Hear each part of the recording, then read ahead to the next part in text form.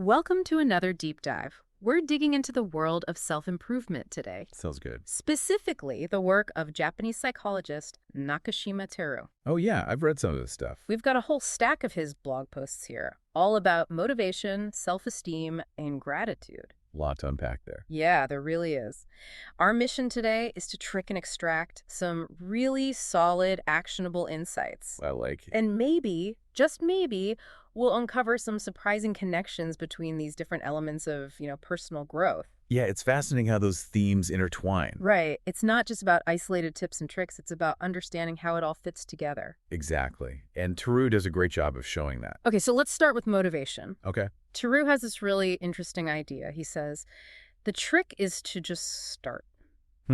It sounds so simple, right? Deceptively simple. I think that's the whole point. Yeah, we get bogged down in procrastination, overthinking, feeling overwhelmed. Right. Like completely paralyzed by the task at hand. Yeah, exactly. But Teru's really highlighting the power of that initial step, however small it might be. It's about breaking through that inertia. Okay, so let's say you're facing a project that feels huge, gigantic even. Would Teru suggest breaking it down into smaller chunks? Absolutely. Instead of looking at the whole mountain, focus on the next step you can take. I see. So write that first paragraph, send that initial email. Right. Or sketch out a basic outline. Just those small wins build momentum and they fuel our motivation. I like that. Shifting the focus from, being intimidated by the big picture. And finding something actionable right now. Exactly. And speaking of action, Teru is also big on this thing he calls the yada pose. Oh, yeah. Basically throwing your arms up in the air like you just scored the winning goal. Like a victory pose. Yeah, exactly. He even links it to, boosting testosterone. Positive affirmations, too. It sounds a little out there, but I guess there's some science to it. There is. It's pretty cool. Our physical actions can actually influence our mental state. Makes sense. Think about how you feel after a good workout. Oh, totally. That rush of endorphins. Yeah, your mood totally shifts. It's not just the endorphins, though. No. Movement and posture can trigger hormonal changes that directly impact our motivation.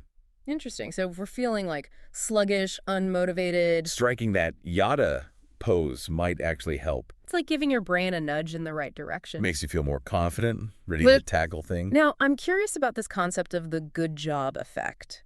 Teru suggests boosting self-esteem comes down to positive self-talk, but wouldn't constantly praising ourselves just become meaningless after a while? It's a good question. Right. But Teru emphasizes it's not about empty praise, it's about recognizing our efforts. Oh, okay. He actually points out that our brains don't always differentiate between self-directed praise and praise we receive from others. Oh, interesting. So when you tell yourself, good job, after completing something, Yeah. your brain processes it similarly to hearing a compliment from someone else. So even if it's coming from ourselves, that positive reinforcement still matters. It does. It reinforces our sense of accomplishment. And Teru has this great anecdote. Oh, yeah, I remember reading this. In his workshops, he has people say, give yourself an X, and then tries to push them over. Yeah. And they topple over pretty easily. But when they say, give yourself a circle, They stand firm. isn't that wild? It is. Shows the power of our internal dialogue. It really makes you think about the way we talk to ourselves. Right. Are we offering ourselves the same encouragement we'd give a friend? Exactly. And Teru is all about consciously shifting that internal dialogue to be more supportive. It's about acknowledging our efforts and giving ourselves credit where it's due. So instead of focusing on what we didn't do perfectly, We can celebrate what we achieved. it's like we're our own worst critics sometimes. Absolutely. We need to be kinder to ourselves. Totally agree. This actually makes me think about something else Teru talks about. Oh, yeah. Gratitude. He sees it as way more than just good manners, He says it's a fundamental tool for well-being, for our minds and bodies. Right, like it has tangible effects. And he backs it up with research, too. Oh, like who? He mentions Martin Seligman. Have you heard of him? Yeah, the gratitude letter study. That's the one, where people wrote and delivered a thank you letter. Didn't they see a decrease in depression symptoms? Yeah, and it lasted for a whole month. Powerful stuff. It really is. Okay. It makes me think of that saying, it is in giving that we receive. Yeah, I like that. But Teru doesn't stop there. He also talks about a study by Nancy Digdon. Not familiar with her work. She's a psychology professor, and she did some research on gratitude and sleep. Gratitude and sleep. Interesting combo. Right. So she looked at gratitude journaling and its effects on insomnia. Makes sense if you're focusing on what you're thankful for. Exactly. People who kept a gratitude journal, even just 15 minutes a night, saw improvements in their sleep quality within a week. Wow. So it actually helped them sleep better. Yeah, because instead of focusing on what's stressing you out, You're thinking about what you appreciate. it calms the mind. For sure. And Teru actually links gratitude to something else too. What's that? Increased self-control. Oh, interesting. Is he talking about that study from Northeastern University? Yeah, the one about gratitude and delayed gratification. Remind me what they found. So they found that people who were asked to think about a grateful experience, Okay. they were more likely to choose a larger reward later on. Instead of a smaller reward immediately. Exactly. So it's like gratitude isn't just about feeling good in the moment. It can actually help us make better decisions, aligned with our long-term goals. Right, because it strengthens our willpower. It's like this secret weapon we all have. I love that. And Teru says it beautifully. Your gratitude connects to the richness of life, increases self-affirmation, and becomes your unique happiness. It really is about recognizing what we have. Okay, so we've got these three interconnected elements. Yeah. Motivation, self-esteem, and gratitude. Now the big question is, how do we actually apply this? The practical stuff. What can people do in their daily lives to cultivate these things? Well, I think one simple idea is to create a gratitude ritual. A gratitude ritual. Yeah, just take a few minutes each day to reflect on what you're grateful for. I see. You could write it down, tell someone about it, even just think about it. The key is to do it consistently, right? Exactly. Make it a habit. So it's about finding those everyday moments of gratitude. Right, not waiting for something huge to happen. Like the sunshine or a cup of coffee. Exactly. And the more we practice this, The more we notice those things. it's like shifting our mindset. From scarcity to abundance. And when we approach life that way, It impacts our motivation and self-esteem too. we feel more capable, more resilient. So you're saying gratitude isn't just a result of a happy life? It's actually a key ingredient in creating one. Love that. But what about when we face setbacks? Good point. When we don't feel motivated, our self-esteem takes a hit.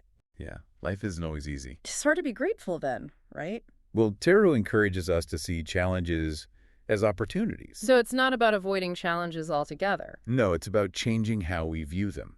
Okay, I'm listening. He talks about developing a growth mindset. I've heard of that. What does it mean again?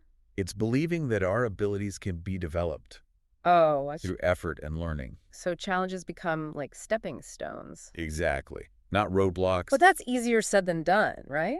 It takes practice, for sure. We're so used to seeing mistakes as failures. So true.